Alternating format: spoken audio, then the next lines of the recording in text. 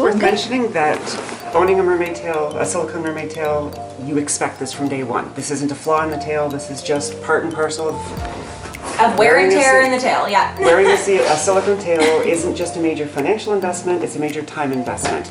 Hello mermaids, it's Mariette from Aquamermaid, and today we're doing a tutorial how to repair a silicone mermaid tail with Sil-Poxy. I have my friend Mermaid Paige and also Madison with her tail, and we'll show you how we use this and repair her beautiful tail. Let's do it. So today we are going to patch up small little tears and rips around the waistline of a silicone tail. And we'll show you those specific little tears and rips, and we're gonna get going, and we'll give you a list of information as to all the products we're gonna be using as well. Okay? It's a really small crack. Oh yeah. But this is, I mean, you expect this because the power mesh, you can see where the power mesh ends right here. I don't know if the light's good enough. Which I'm surprised that it doesn't go all the way up to the top. I think she does that so that it's cleaner when she cuts it. So it's going to be Sil-Poxy, alcohol swabs, and 2 little tools. And pins. Yep. This is actually for a nail kit. To like push back your cuticle. And to do the dots and stuff. So this is actually from a nail kit. And this I picked up at the dollar store, and it's from a sculpting kit. I use a plastic one instead of a wood one. This one is just to make sure I can get things off very easily in little corners, but this one is actually for spreading the silicone. Oh, to give it nice. Because you don't want to get it on your hand, and you want to make sure that you can get it in the grooves.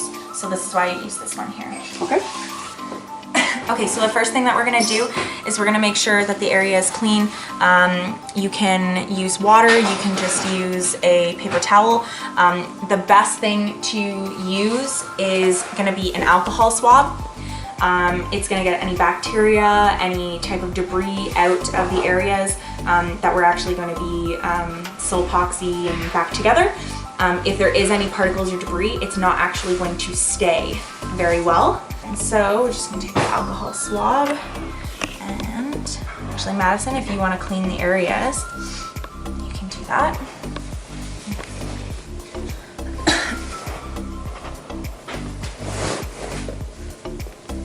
Where did you learn all of this? Actually, my tail maker showed me how to do this, and I also got tips from Mermaid Reina.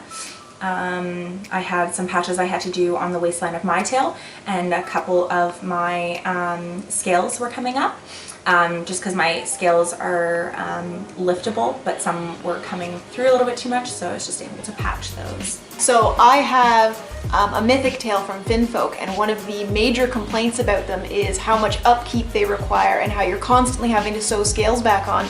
And I keep saying to people, silicone tails also take maintenance. The amount of maintenance on a mythic is not that much more than the maintenance for a silicone, especially once the silicone starts aging. At the beginning it might be a little more robust, but as it ages it's going to get more wear and tear, and it's about the same kind of maintenance. So the best thing to do is, once you clean the areas, is just have a couple pins out and ready. I am going to do the first one. So with Sil-Poxy as well, just a note, you always need to make sure that you screw the cap on properly and tight after using it, or the entire thing will be garbage and it won't stay soft, it won't be pliable. You have a working time of about 5 minutes. So once you have it on your little spatula, you have about 5 minutes to actually put it into place, pin it, and then it takes approximately 12 minutes to dry. I pin it and leave it for at least half an hour to an hour just to make sure that it's fully cured. So I'm not gonna be using too much, just about this much for now, and you can let it go, Madison. We're gonna get it all the way down and in to the crevices. You want to put a fair amount. If it gets on top of the silicone, it's not a big deal. It dries in clear. We want to make sure that we're putting a little bit extra on the inside as well. And then just spatulaing it off at the side and putting it back in to the groove again. Okay, once that's in place, we're going to grab a pin, and you're going to go under and over. Okay, the best thing about when we're using pins is it doesn't affect the silicone. People are like, oh, I'm putting a hole in my silicone tail. You're not. It's not going to go anywhere. The silicone tail is resistant enough that you can put as many pins in it as you want, and you're not going to have any little holes or anything like that. So you're just putting the pin in through one side and putting the pin in through the other side, making sure that's nice and tight as well. Like I said, you can put as many pins in it as you want, and if you don't feel comfortable with how tight the silicone Sil-Poxy seal is, you can always do another layer after. If you get the Sil-Poxy on your hands, make sure you just wipe it off right away. And we're just gonna put a little bit more in there. It's starting to come out of here a lot.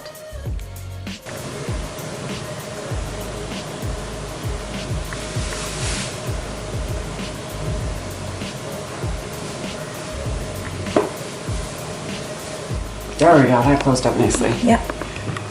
Yeah, we don't see it now. You want to make sure that you can pin it so that it's staying as close together as possible. Yeah. But again, it's just really hard with the silicone when it is floppy like this.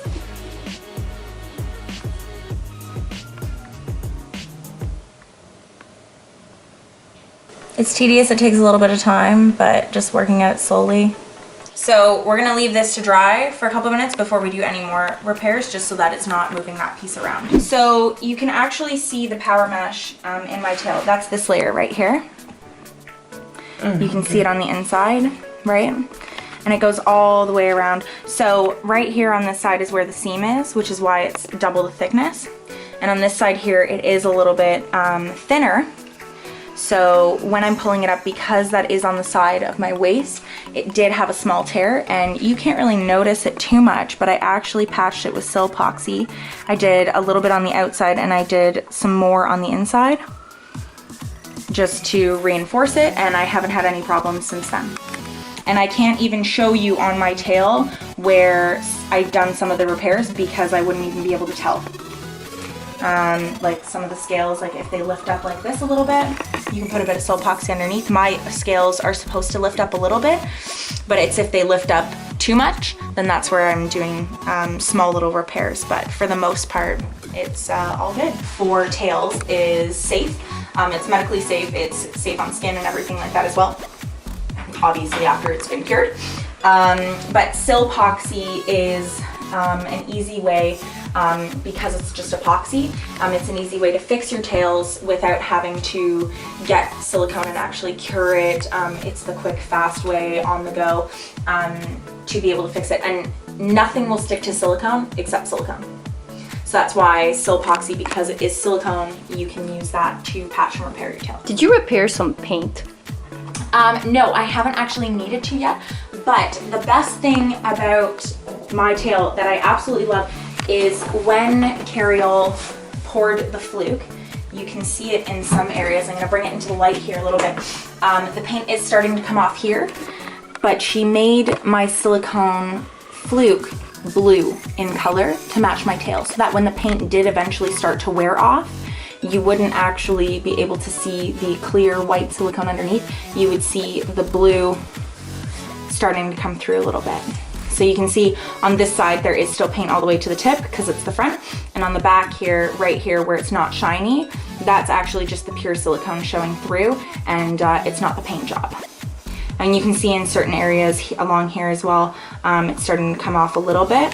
Just this is the glitter layer coming off. But again, because she poured the fluke in the silicone blue, you won't be able to notice when the paint starts to scratch off a little bit on my tail.